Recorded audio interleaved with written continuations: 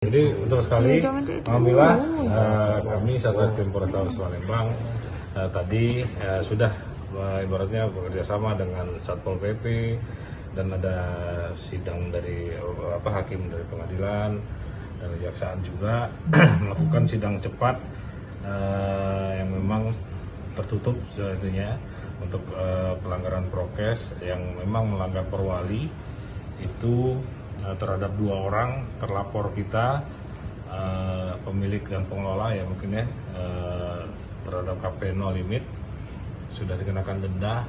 Satu dendanya 7,5 juta dan satu lagi sama-sama 7,5 juta, jadi total 15 juta rupiah yang diharuskan membayar atau mengganti kurungan dengan 7 hari kurungan masing-masing apabila tidak membayar denda.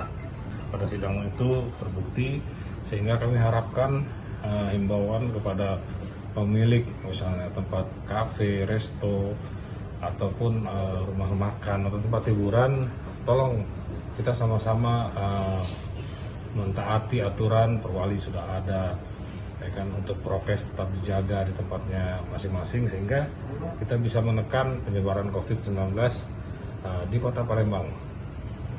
Bang, itu denda itu untuk mengganti pidana itu, Bang? Denda itu akan disetorkan ke negara otomatis. Kalau memang saya harapkan sih memang tidak ada lagi yang seperti ini, dan saya harapkan juga memang kami harapkan dari kepolisian, TNI, Satpol PP, semua bisa tertib, semua bisa menghargai aturan yang berlaku.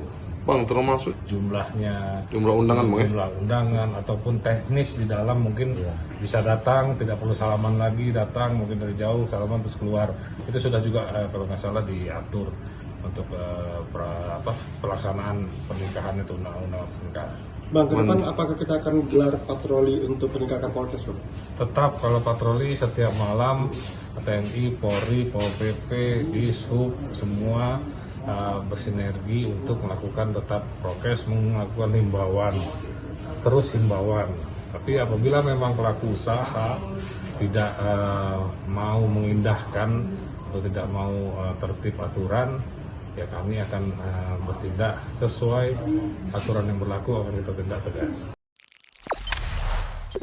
Jangan lupa subscribe, share, komen, dan like ya.